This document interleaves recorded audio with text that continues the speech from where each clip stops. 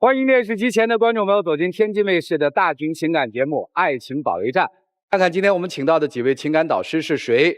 他们是情感导师于博宏老师，欢迎；情感导师徐伟老师，欢迎；情感导师雷鸣老师，欢迎；情感导师新唐米娜老师，欢迎。接下来的时间，让我们看看4位情感导师如何帮助我们的嘉宾朋友走出他们的情感困惑。来了解一下这对的基本情况，各位请看。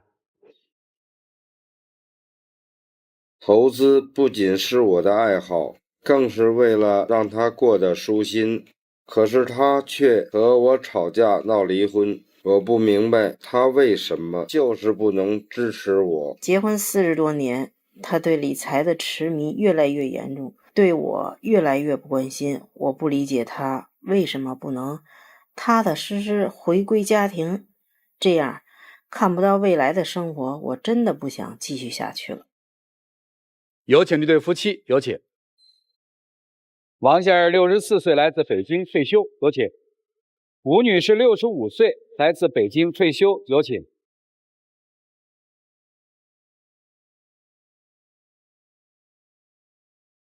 欢迎两位哈。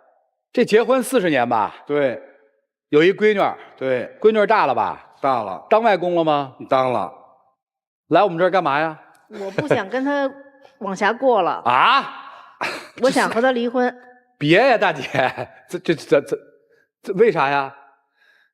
他一直就在理财啊，老往里头投钱啊，而且呢，投钱呢也回不来。他老说让我给他一段时间，说这个投资呢理财能挣钱，是不是把家里的钱都霍霍光了？对，我们都投里头30多万了，都赔里头了，都没回来，还不长教训呢，还要往里投呢。他还把我们家人都带进去了呢。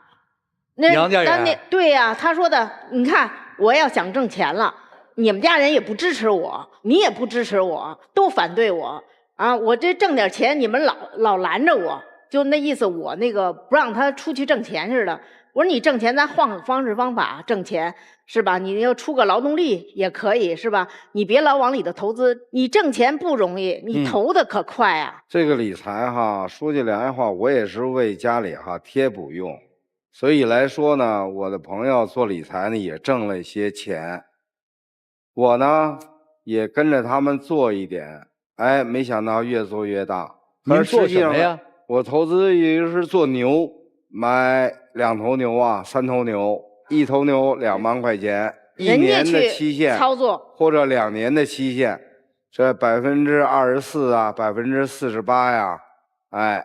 这牛怎么能挣那么多钱？我第一次听说买牛哈，你这孤陋寡闻。你看啊，我这个牛呢，就是什么呀？就是这个农场里啊，还有农场在农场里认养1头牛。对，这1头牛1年可以给您带来24%的收益。对，或48%的收益，或48%的收益。对，怎么劝都不听。这劝没用，进去了，咱再往下听啊。老让人家给洗脑子，老让人给洗脑子。这听人家的，不听我的。是，这个有些60多岁的人，就是进入到这个年龄有一个特征，他们的行为特征就是只信别人，不信亲人，别人说的全是对的，亲人说的全是错的，这是一个特征。然后不让他理财了啊！你说这个不行，那我就换一个吧，我就买字画。买什么？买字画，买那个古董，买那个瓶子。买这玩意儿是干嘛呀？今天拿回一个字画来，明天拿回一个瓶子来，哎，天天都这样，你说这玩意儿谁受得了？这个哈也是一种收藏或者长期限的，也是一种理财。这种理财，我朋友呢有时候得到了实惠，我也特别激动，而且我特别参与这个。他是这样，他是那个就是那个收藏品吧，他有那个就是人家那个画画的那个大师上现场临摹，然后就号召让他们买，就这一幅画1万2万买回来，刚说就是值钱，今后还能拍卖，能拍到10万20万，他就等这10万20万呢，我就没见他拍过，老往家买。这我们有真的专业的画画大师啊。你收藏字画，我问你，你能说出哪几个大师，书画大师？你们报几个给我听听？你能报出来吗？我报不出来。当代、现代、古代，您报不出来，那您真成为冤大头了。他就是听人家的，人家说什么就是什么。对，人家然后还给出证书，我都不相信。我说你这脑袋让人给洗的都不是，简直都不行。这个为什么会被骗，就是因为不懂，对吧？对，我就告诉您说，不懂的事儿不能做。朋友做的再好，是朋友懂，您别羡慕，好不好？好这个记住就行了。不但就是说他还有买呢，就这有啊，还往外借呢。比如说跟朋友一块儿去了，他买一幅画1万，说这朋友说我也买1万块钱，我也想买一张画，没有，说哟我兜里带钱了，我借给你吧，连字条都不打，说我1个礼拜就给你啊这钱，结果这1个礼拜也过去了也没给。那我说你找他要去，咱们就说要不回钱来打个字条，咱有个证据。我给人家打电话，我去找人家去了，人家说我没借你，就说借给他了，让他来找他，然后他还说埋怨我说我把他朋友给得罪了，结果这朋友到现在也没还，字条也没有。其实那个时候哈，朋友说哈，等一等，我有时候也跟别人借钱，所以来说哈就没必要打借条。他呢就特别着急，催着我跟人家要，所以弄得我连朋友都搁谁都着急啊！钱借出去了没借条，理了财了打了水漂，说是搞收藏，实际把家里钱也不知道送给谁了，搁谁都着急，对不对？对呀，然后呢，保健品看广告啊，他有糖尿病，他说哟这个糖尿病的这个症状像我，这个症状也像我，这个药我得买，那就买吧，一买就是1年的。说买完这一款，这款没吃完呢，又出新的了产品，再还接着买，这家里头就摞这保健品，就光那箱子就摞了一摞了。这不正经吃药不就完了吗？大家说不能相信药，药不行，那个得吃保健品，这人就得保健，不保健不行。平时保健，这人身体才健康呢。啊，就都是他的歪理，我怎么说都不听，现在说什么都听不进去。钱难挣啊，年轻人都挣不到钱，咱退休了还不开开心心的捂好钱袋子，旅个游什么的，出去玩呗？出去玩吗？两位？出去玩，后来就因为这个，女儿说的那个，你们俩老吵架，因为这些事儿，你出去玩一玩吧。对啊，这就好。然后给我们报了个团，我们就出去了。有一个女团友跟他一块儿又不错，那个挺说得来的。其实我也没有多想，说得来也很正常嘛，这男女在一起是吧？您这心够大。对。然后呢，你说出去玩，不跟我在一起玩，上山上拍个照，让他给照。上水边上弄个那个纱巾披着照，就不跟我在一起，就老是拽着人家一块玩，跟我没什么关系。不是说我多心，实际上我想跟他在一块，不是说我多心，是什么呀？是人家一块团友，别的朋友说这女的跟他什么关系啊？问我说我们就是一块抱团来认识的，什么关系也没有。他说那你是他什么人呀？我说我是他爱人，他不跟你玩，他跟他玩，都别人都能看出来。你说不是说我才往那儿想，哎，也是哈。你说为什么？我说你跟我一块照相，哎呦，他让我帮他上山上照个相，我先给他照去，把我甩一边了。我这一天我就没跟他一块玩。那实际上我不是不跟你一块照，我也拉你咱们一块照。可是实际上来说呢，你姐姐呢有时候拉着你。我跟你说几次咱们一块儿走，你不走，那我也没辙了。他老拽到一边去，然后照相去。你说他拽他，我能跟着他走吗？我肯定不会跟着他走啊。对呀，那实际上我们俩也没有什么，你也知道，在这个问题上我一再给你解释多少回，但是你这表现就让人看着就不舒服。我跟你这么长时间了，咱也很少出去玩去。你说照个相，你不跟我照相，你给他照相，那你说我该怎么想啊？你自己说，比如说我要有弄一男的，我跟着人家走，你怎么想啊？你怎么想啊？问得好。然后呢，我们这就回来了哈，回来了。在火车上，他睡中铺，人上面是一个男同志，挺年轻的，可能上去可能就是踩那梯子。稍微碰了一下这个女团友，结果呢，他就说人家骚扰他。他说的那个吴姐，这男的有点骚扰我，说你能让王哥今天晚上陪我一宿吗？就是睡底铺，他睡中铺。我说行，就等于他们都上一个包厢去了，就把我们就搁另一个包厢里头了。好，人家俩人在一块儿了，他上那头去了，我就在这边准备第二天早上去的早点。我把我这早点都准备好了，都放书包上面了。我说这明天咱们早上起来吃。结果呢，等我早上起来一看，没有早点，没有了。我说这个早点哪儿去了？哎，我看人家那个包厢里头，人家那儿吃着我那早点呢。你说这是我多心吗？啊，事儿倒是不大，但是让人心里太不舒服了。那这件事我跟你说过了，他早上起来呀，至少你得7点钟起床，你至少你得尊重我，你跟我打声招呼吧。当时你还睡着觉呢，你跟我打声招呼，你说他饿了，我先把这吃的给他了，你这也是对我的尊重啊。我不是会后跟你说过了吗？你都给完人都吃完了，你再跟我说有什么意义啊？听懂了，听懂了，听懂了，那肯定心里不舒服，搁谁都别扭，对不对？我觉得我很正常。你要大方，你要请客，得等老婆醒了，由老婆发出邀请，对吧？你这一男同志这么献殷勤就不对，对不对？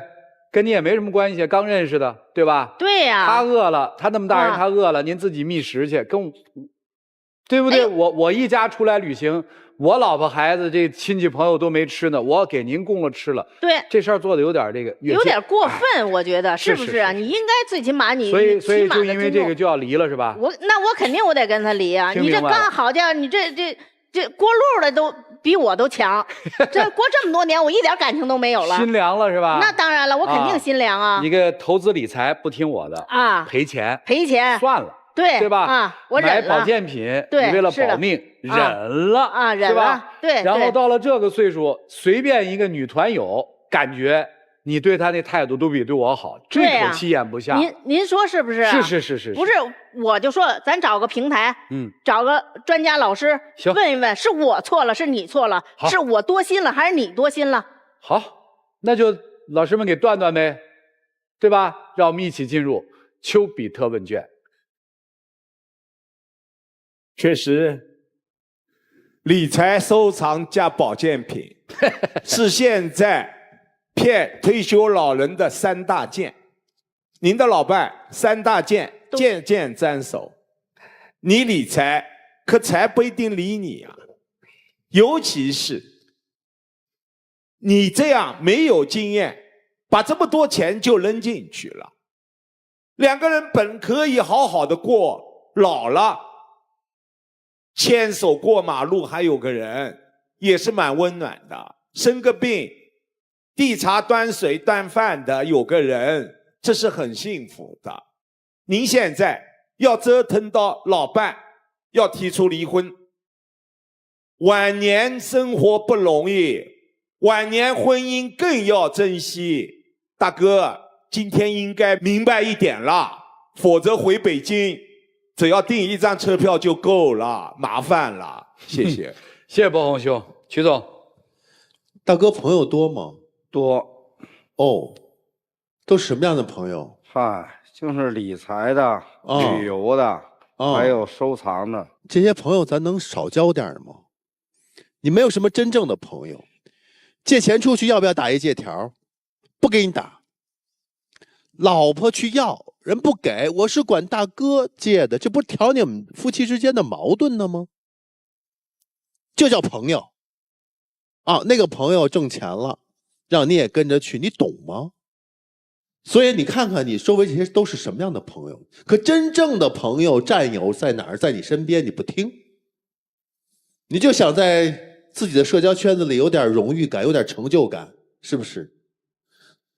老公为什么到外头交这些朋友这样的方式您知道吗？在家里40年了，没找着存在感，没价值感。家里谁管钱啊？我管。哎，那怎么这钱也没管住？所以老公啊，你要给他足够的尊重。别看40年好像在一起有感情，但实则呢，他心里这个诉求啊，这个需求你没满足，结果就用钱去外头买了一些所谓的认同。你要多认同老头，多给他点尊重，好不好？就这样。谢谢曲总。大哥，这老师，大哥，您是想离婚呢，还是想把所有的钱都给老婆管？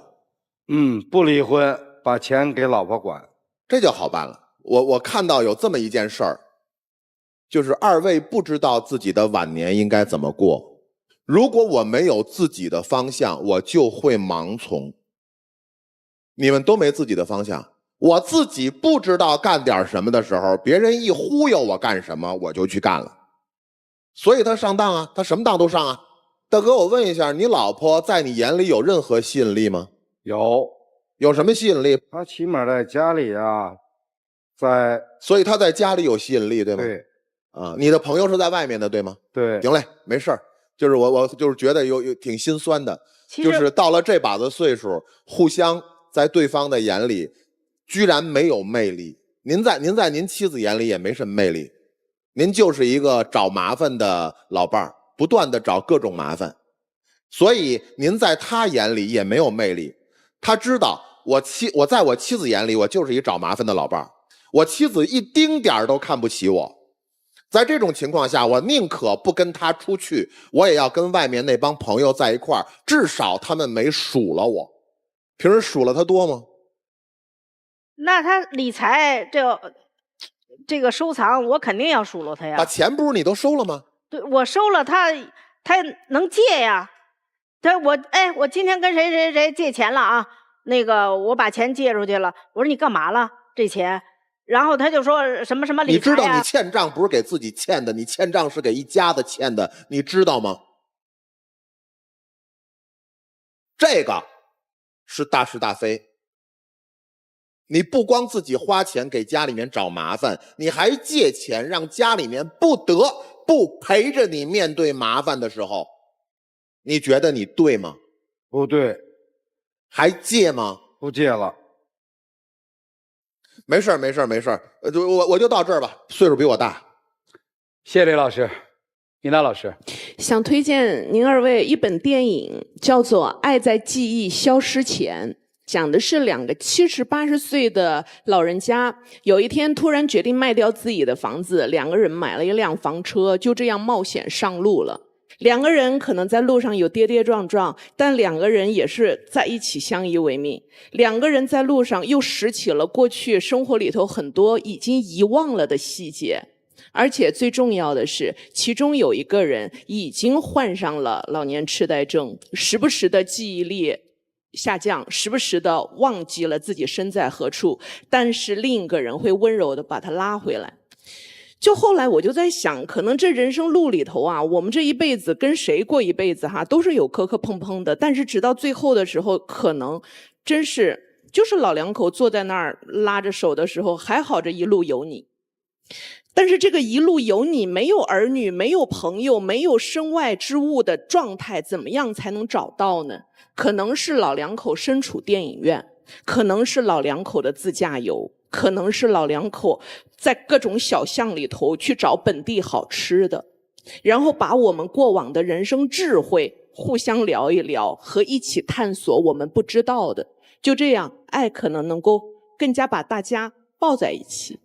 所以在这个时候，谁都不要去纠正谁了，谁也不要去论谁对谁错。你们现在有的是时间、经济上的自由以及彼此，珍惜每一天，咱别在这些事儿上去较真儿了。好的，谢谢。加油！谢谢明达老师。老人三件宝嘛，一是捂好钱袋子嘛。我也不觉得您没给他成就感，因为特别简单。骗子骗人的时候不都态度特好吗？哪有骗子态度不好的？我在家里我就给你供着，都不如骗子供你供得好，对吧？那你就记住了，无事献殷勤，非奸即盗。老话说了吧？第一，捂紧钱袋子；第二，绝不改变模式。过去40年在家里怎么呲楞，该怎么呲楞怎么呲楞。谁在家里是老大，延续谁就是老大了。这时候造反造不起来了，造什么反啊？该强势强势，该怎么着怎么着，绝不刻意。第二点，第三个宝，要找到人生的方向。你们俩要干点什么？约定好，能开车吧？能。有本吧？有。北京现在有好多那个自驾的带导游的，报个名就走了。先从近处游，从远处游，自己不会自驾，先跟团学嘛。这不是有钱吗？家里又不是没钱，对吧？那真没钱也不会被骗成这样，还是有钱啊，拿钱干这个去，拿钱买快乐。离婚也可以，我倒觉得也可以，对吧？想离就离嘛，对不对？离了婚了，欠债就是您自己的事儿了，对吧？至少家里的钱保住了呀。从来我一般不劝，就到了这个岁数，你们想干嘛就干嘛。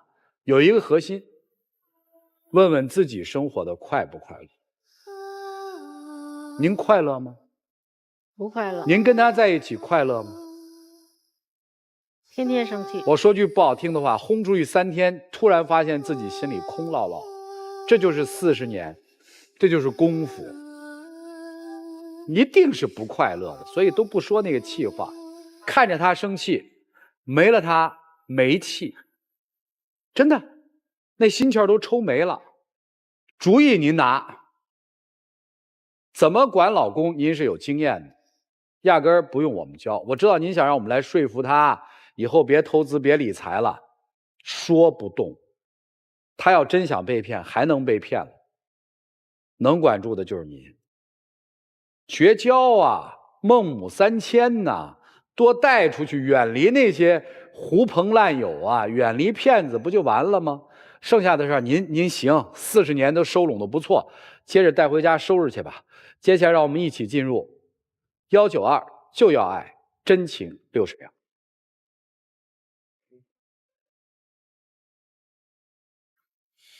那我呢，从今以后做理财呢少做点，或者呢，将来我不做。朋友呢，在今后我也少处一点。愿意跟你呢和好，你呢也别生我太大的气了，这么多年了。我不相信你这么一会儿功夫，你就能说终止你不参加理财、不参加收藏了，我不买那个智商税了，我可不相信。我就在家这么说你，你都不听，你这么一会儿功夫你就能改，那我可得考虑考虑。我这回我就是想，就不想和你继续走下去了，不想过了。我慢慢改。我下定决心了。给我一次机会。我得考虑考虑。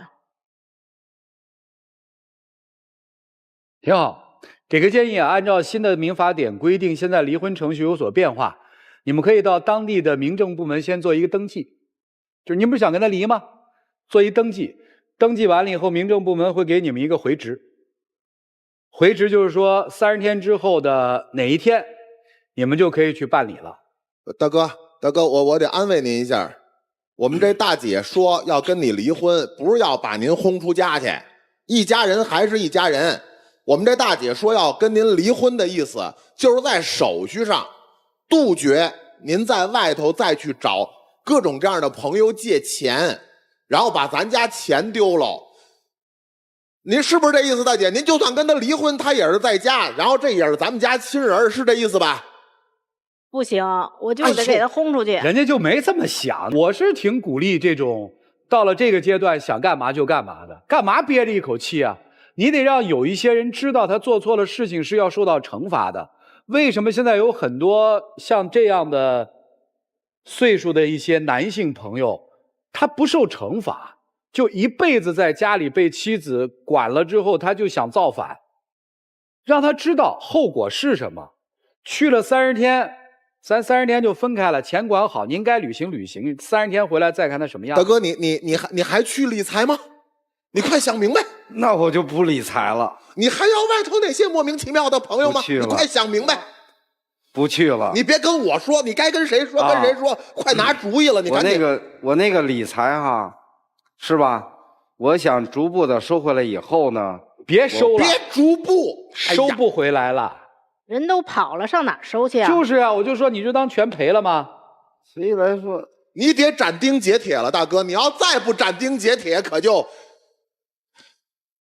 他想的太简单了，因为不懂。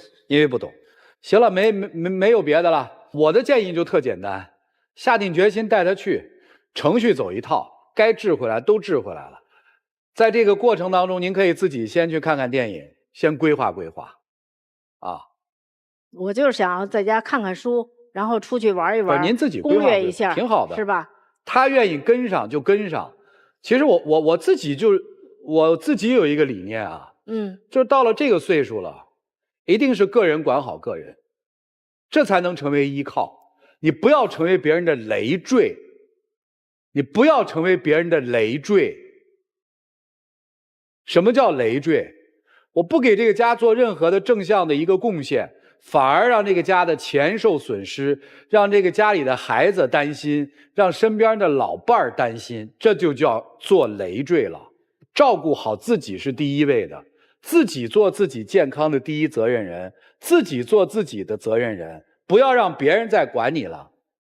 您就该干嘛？我挺支持的，就是说，别淤气，因为他没有气。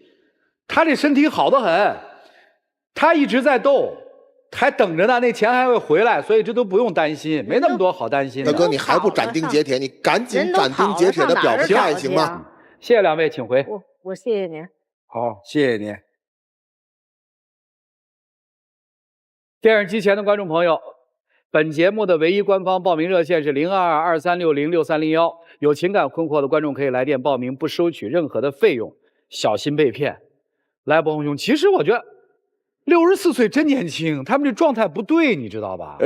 早衰了，压力大，理财亏本那个压力灭顶的，所以这个40年婚姻不容易，不要认为自己的固执、任性，最后把来之不易的晚年的婚姻生活毁了。所以老年人们看好钱袋子嘛，第一宝嘛，对吧？您刚才对他们的3个提醒。我认为老年人只要做到了，晚年生活幸福的基础就有了。虽然我也知道2个人肯定双出，但今天大妈是真生气了。我觉得不一定哦，我觉得不一定双出哦。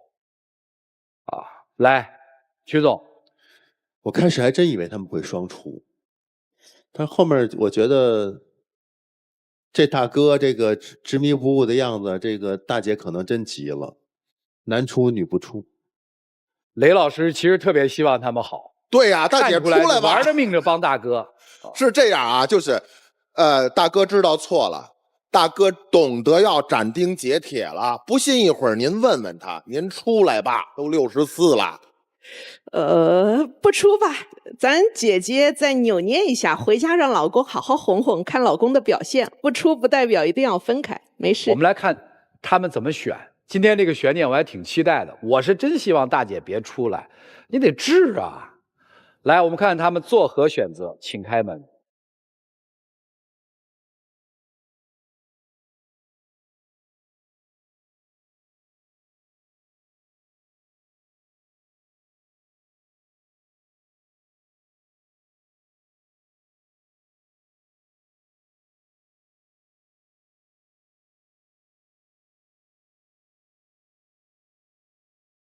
特好。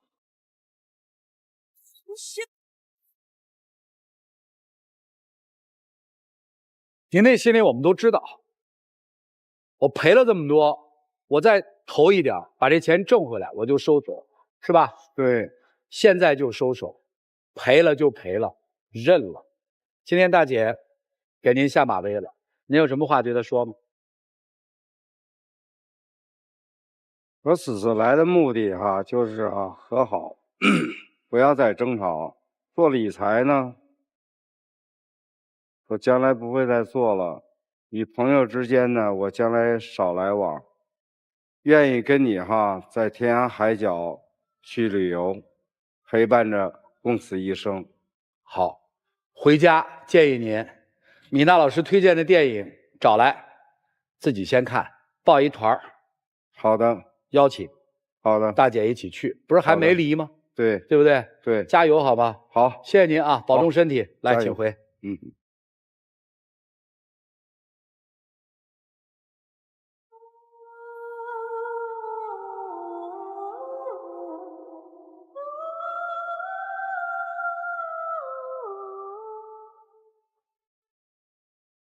这就是现场的大姐的一个决定。我告诉你，你再这样不行。40年风风雨雨，真想挽救，一定有招啊！希望你们晚年幸福。来，我们来了解下一对嘉宾的基本情况，各位请看。在一起3年半，我一直努力工作赚钱，他却每天都疑神疑鬼。我每天工作已经很累了，真的没有精力再去照顾他的情绪。为什么他就不能理解我？他每天和女客户聊天喝酒，也不愿多和我说一句话，常年对我冷暴力。我想要的是一个男朋友，不是一个摆设。他对结婚的态度，让我对这段感情是否继续下去产生了犹豫。有请这对情侣，有请。翟先生25岁，来自河北，酒吧销售，有请。任女士24岁，来自河北，酒店前台，有请。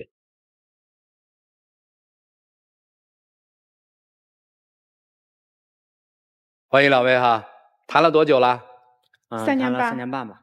咋认识的？之前就是在一起上班酒店工作时候认识的。同事？对，是吧？对。今天来要解决什么呢？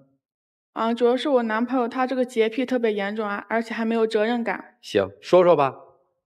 他这个洁癖特别严重的话，就是我跟他刚在一起的时候还不是很清楚，就在一起8年了。平常洗澡的话，一天要洗3次澡，一次洗2个小时。不是，那他这一天6个小时就没了？对，时间特别长。就平常我们周六日休息的话，出去玩的话，他就一天时间6个小时都在洗澡。也不是说每次都洗2个小时，有时候就是因为天气热嘛，容易出汗，然后这个人就是从小时候养成习惯了，就比较爱干净。睡觉时候有时候出汗不舒服，然后就想去洗个澡。主要是我们在一起3年多了，时间蛮长的。但是他平常就比如说干家务的话，然后他也只打扫他那一块，就比如说扫地的话，他只扫他那一部分，拖地也是，就包括洗衣服。什么叫他那一部分？就是可能就是比如说洗漱的池子啊，可能就是他觉得就是他的，然后他去打扫。就比如说我放的位置，他就不会去打扫。他洁癖只对他自己洁癖，我感觉。就是我的东西，他可能看着乱啊、不干净之类，他也不会去弄。这不叫洁癖吧？我第一次听洁癖说，在一个空间里，他只打扫他自己那个空间，我没听说过，是这样吗？也不是说没给他收拾过，之前做家务的时候，一般都是我来做。就平常的时候收拾的话，我会连整个家一起收拾，然后跟他收拾的时候呢，就是说把那个东西给他整理好。然后呢，他就开始埋怨，就是说我有什么东西找不到了，你给我弄哪里去了？然后就是说以后我就是收拾东西之后就吸取教训嘛。然后我就觉得他这个人嘛，就洁癖特别的严重，但是他还在酒吧那种地方上班。我觉得这个酒吧那个地方比较超乱嘛，人也很杂，灯红酒绿的。然后他就喜欢在那地方上班。那工作是工作，生活是生活，对吧？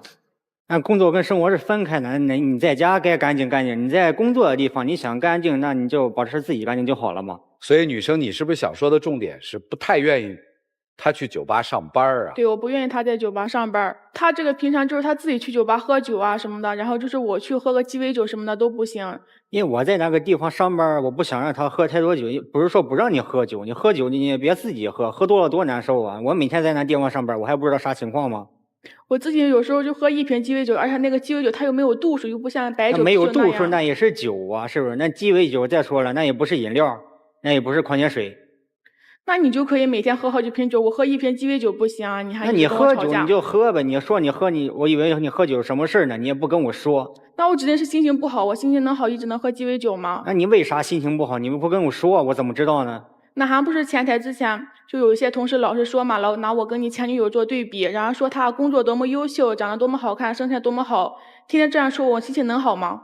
那你在那地方上班，你就工作做你自己就好了，你干嘛非要听一些别人说3道4的？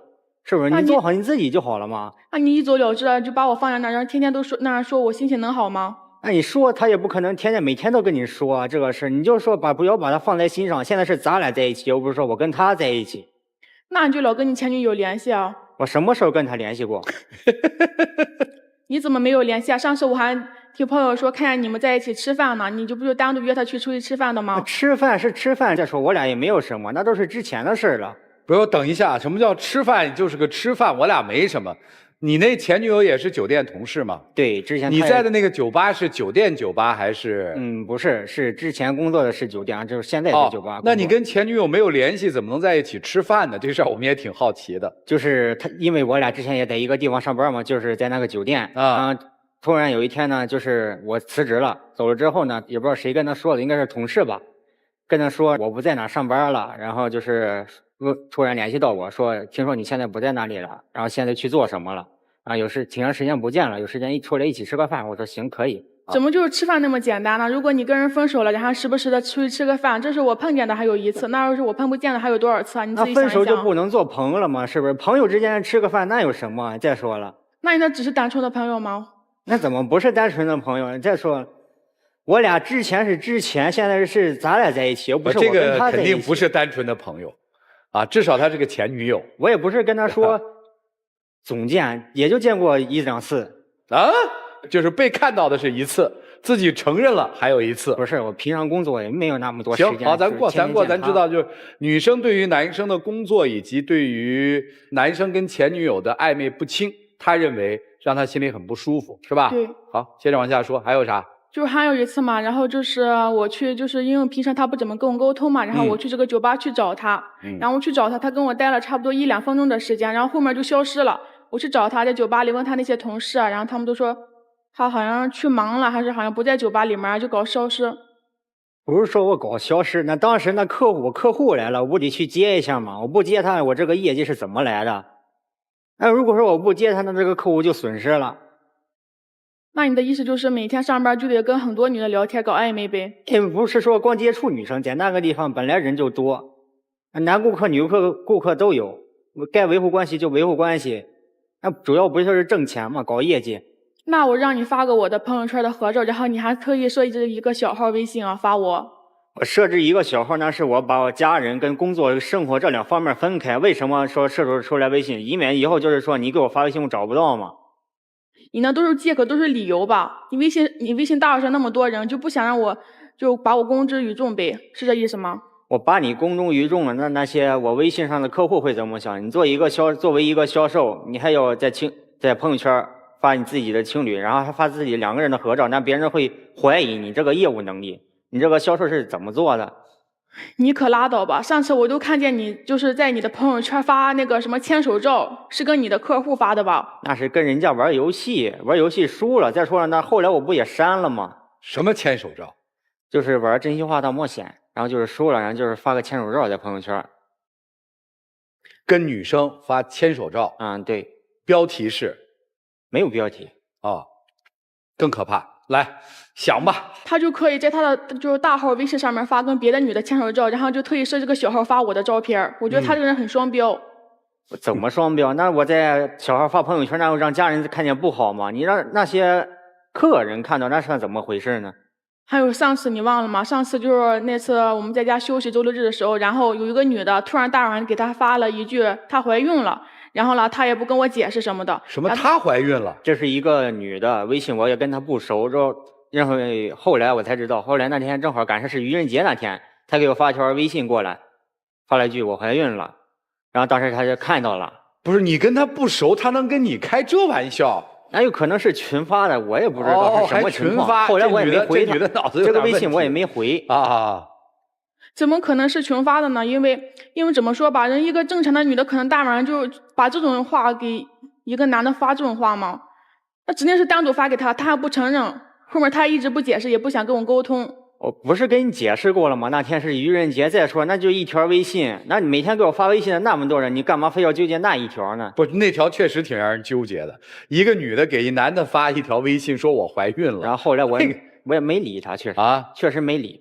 你那不就心里有鬼吗？你要是没鬼的话，你怎么不问问他呀？我问他干什么？有必要问他吗？我跟他也不熟。再说他发是发他的。什么不熟能跟你发这种的话吗？他怎么不跟全世界的男的都发这种话呀？那可能是群发的呢。怎么可能会是群发的呢？群发的话就给你单独发一条呗。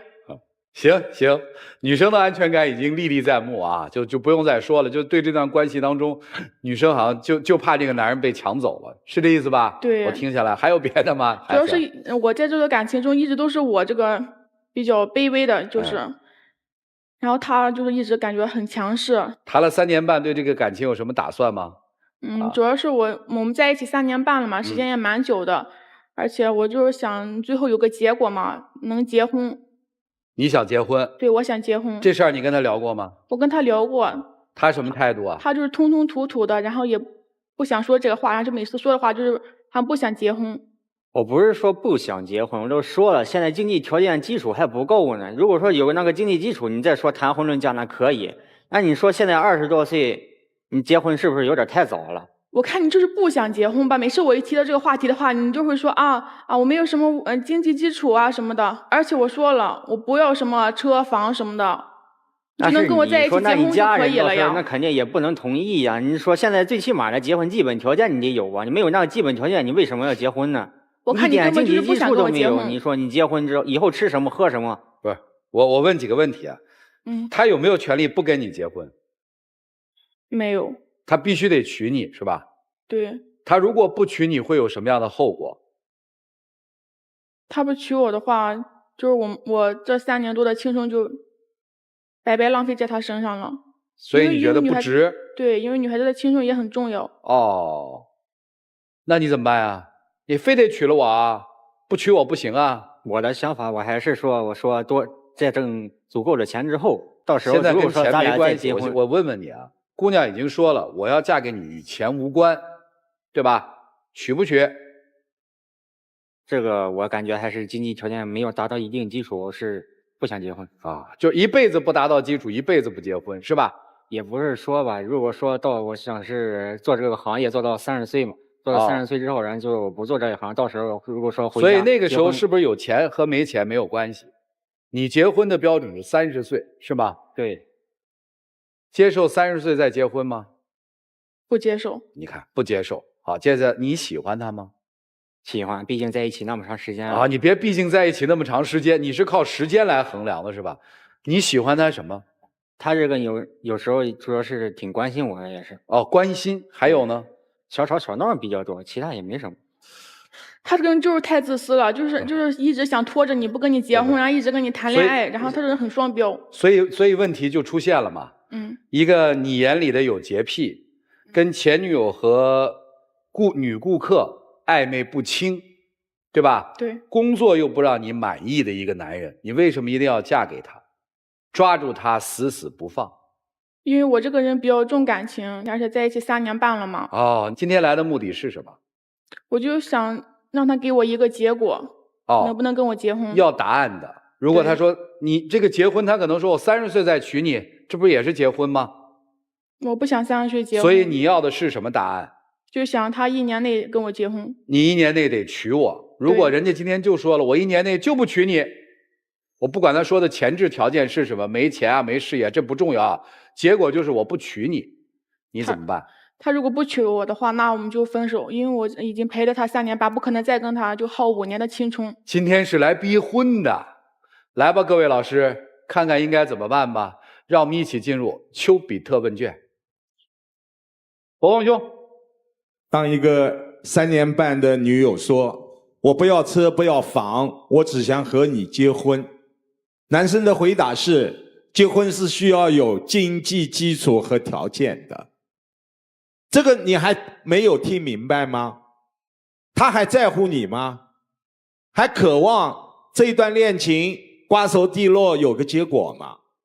这分明就是拖辞，就是推辞啊！他只是没有说出2个字分手。我分明的感受到了，男生，你没有像自己所说的这么爱女生，你没有激情去走进这段婚姻。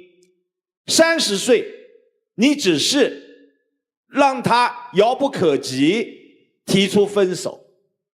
女生，我们渴望着爱情、恋爱有结果，但我们也要有承受爱情、恋爱失败的一种能力。所以我建议，今天女生就在这一个场合，如果看清了，就勇敢的说出分手。这个分手，我建议由您来说，大声的和他说，好吗？谢谢。谢谢于老师。曲总。你们俩现在是什么关系啊？情侣关系。情侣关系。你认为是情侣关系？我不这么认为。我们一般社交几种关系啊，第一，普通朋友；第二，好朋友、恋人。普通朋友通常相处的时候，他们会干嘛？交换事实。好朋友呢，交换情绪。恋人是会交换秘密的。我发现你们是介于朋友和好朋友之间，你们之间没有什么交换自己的秘密，没有，反而他对你隐藏了很多。第一，他真是洁癖吗？那只是给你做出一个样子。真正的洁癖是不管自己和别人待过地方，他都要保持干净。但是你说了，他只扫自己那点地儿。他把他的手机又设置了一个小号，小号是给你们，大号呢是给所有的人。他对你保存了多少他的秘密没有跟你交换，他对你只是敞开了他所谓愿意给你敞开的部分，但没有敞开那部分有多深有多广你不知道啊。3年半换来一个什么？一个朋友。你还想跟一个这种陌生的朋友去结婚吗？你好大的胆子呀！男生，你究竟爱不爱这个女生？我认为不爱。刚才赵川老师直接问你嘛，你喜欢他什么？你爱他什么？你说什么了？哦，第一，我们在一起3年半了。第二呢，哎，他对我好，其他就没有什么。好平淡啊，让我听着你们连好朋友都不是啊。好朋友之间还会交换好的情绪，而你们呢，只是互相在指责，互相看不惯，全是负面的。我觉得你们连做一般朋友都不合适，因为在你当中有多少是事实，有多少是假象，不知道。赶紧分手吧，好吗？就这样。谢谢曲总。雷老师，他一次洗澡洗2钟头，一天洗3、4回是吗？对。就是烦你呗。不知道，反正一关门很轻，那个空间是我自己的。嘿呦，我的天哪，可算见不着那么烦一人了。我是洗澡也好，我是刷个手机也好，他跑那儿放松去了。而且呢，他已经给你划定了一个区域，这部分我扫干净，外头那部分你的我管不着，早就跟你划分界限了。我的东西我收拾，你的东西我管不着，早跟你划清界限了，把你推得远远的。你们2个特别失败的3年半，3年半的时间在彼此眼中毫无魅力。她要嫁给你的原因是她在你身上耽误了3年半，不是因为你多好。问了好几遍了，他想了半天，我的青春很宝贵的，我跟他恋爱谈了3年半了，他凭什么不娶我？他想嫁你的原因真的不是因为你有丝毫魅力，他更爱自己那3年半，他心疼自己的青春，想拿你当个结果而已。毫无魅力，你说你3年半你失败吗？您呢？您在他眼里别说魅力了，您在他眼里很可能连性别都没有。他夸你的事儿，男的女的都能干，老的少的都能干。他觉得你哪儿好啊？挺关心我的。他要有一大哥也能关心他，我讲明白了吗？你们俩花了3年半在彼此身上找不着魅力，你们还要结婚？这3年半你们可以草率的领个证，给自己一结果。接下来35年你找谁算去？35年在屋里都给你划清界限，对不起，外头的地方你扫啊，你的东西你管啊，我连碰都不碰。我为了躲你，我往卫生间一扎，我不管是上厕所也好，我不管是洗澡也好，我一天躲你3、5回。你接下来35年你跟谁算去？你想明白了。谢谢雷老师。米娜老师，对男生我就没什么好说的，反正他不喜欢你，就像刚刚雷鸣老师讲的，他一直在躲着你。这个有的男士是拿洗澡躲，有的男士是拿上厕所躲。总之，妻子们和女朋友们慢慢的就会发现自己的另一半特别喜欢往盥洗室跑。然后我们就只说你的事儿哈，您这个事情里头，我听来听去就只是一个叫做自我价值感特别低。因为我的自我价值感特别低，所以我认为我最值钱的也就只有青春，而且青春已经耗了3年半，因此我在不停的打折和贬值。因为我的自我价值感很低，所以你的身边的任何异性都比我棒，都比我优秀。因为我的自我价值感低，所以你不娶我，这就是对我极大的贬损。那么自我价值感它究竟是一个怎么回事呢，姑娘？我们得出自我价值感，一般来讲都会问3个问题：跟谁比？怎么比？比什么？您是在跟谁比呢？前女友。对了，您比的又是什么呢？外貌和身材。怎么比呢？有没有跟我吃饭？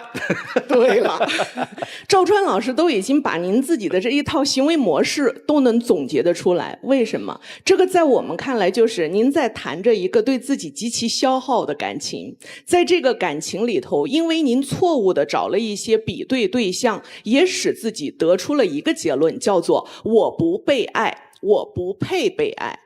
您也在心里希望打破这一个认定，因此你觉得结婚是唯一的药方。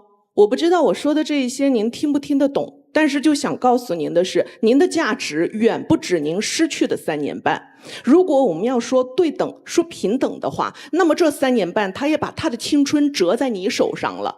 假如你认为自己这么差，他却跟了一个这么差的人待了3年多，你说他多倒霉啊！他对你来讲是一盘高不可攀的菜，你对他来讲，如果如你所感受的叫做嫌弃的想扔进垃圾桶的不负责任的话，他还一口气吃了3年半，他可不是比你更亏。好好想想，再重新去思考你该怎么样去选择你的爱情和人生。谢谢米娜老师。人其实挺有意思的，我这么一琢磨，你看啊，我谈了3年半，你就非得给我一个结果，是你的逻辑吧，姑娘？对，是吧？是我逻辑。你高中上了3年，你没考上一个好大学，那时候你为什么不较劲说我必须得考上清华呢？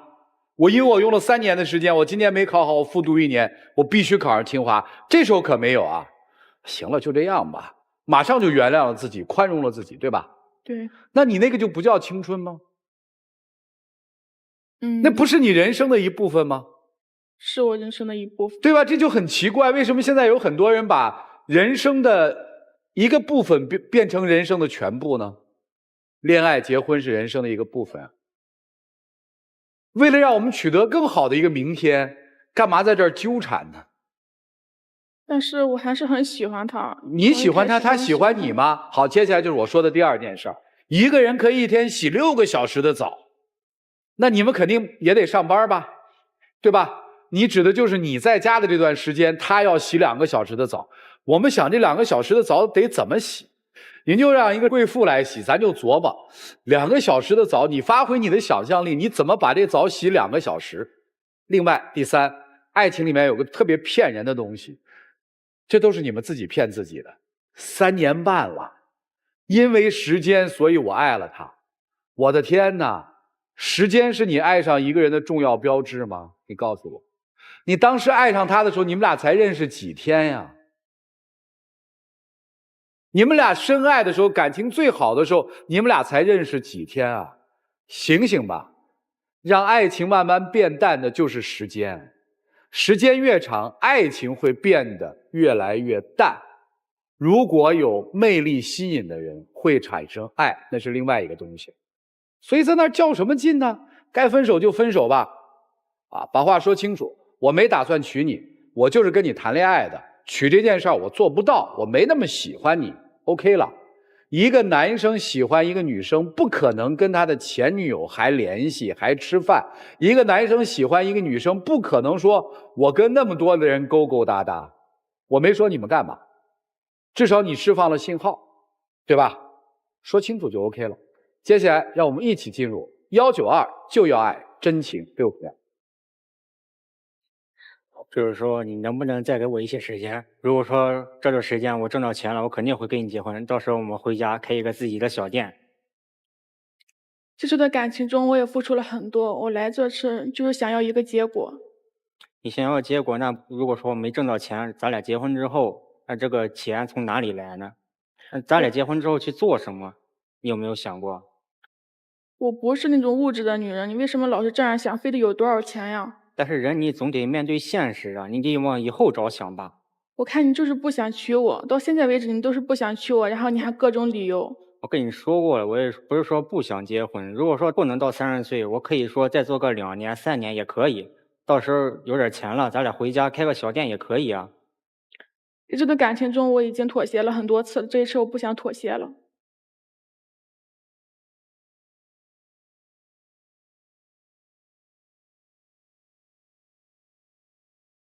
谢谢两位，请回。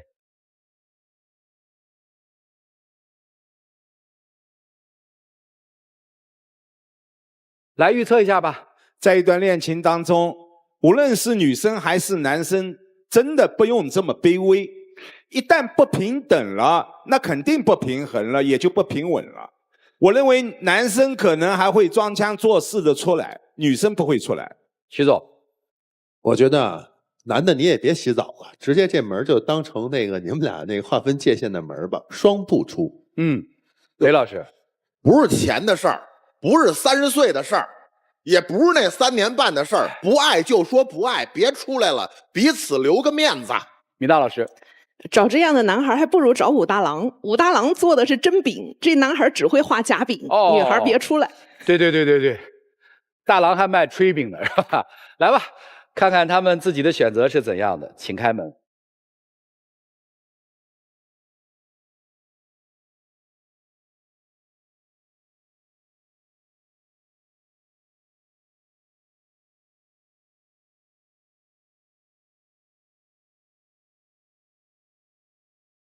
有啥说的吗？那可能是他对我太失望了吧。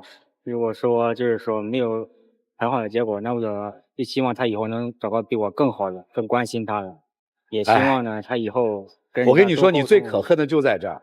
其实可以不爱，因为不爱当然可以不娶，但是咱没必要把自己包装成一个好像我还深爱着他，我很失落，然后我深爱一个人，我还能祝福他。哎呀，祝你找到一个比我更好的人，干嘛呢？我真觉得你今天就不该出来大大方方的、直白的表达一次自己的心意，就那么难吗？你扪心自问，你爱他吗？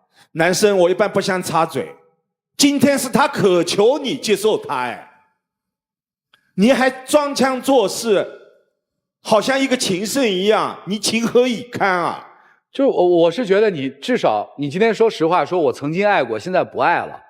你说了这个以后，哎，我今天觉得可能我要丢掉这个东西很可惜，我们再试一试，我觉得都好。咱这个节骨眼还不掏心里话呀？你拿点真东西吧，谈恋爱。你至少现在让他走了，你让他明白你现在还爱不爱他。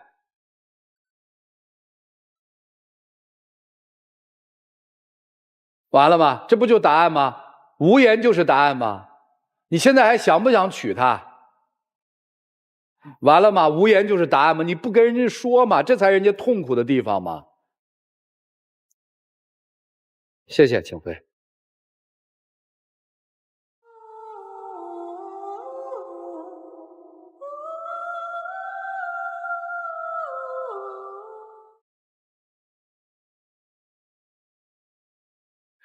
也谢谢电视机前观众朋友的收看和陪伴，我们下期节目再见，谢谢大家。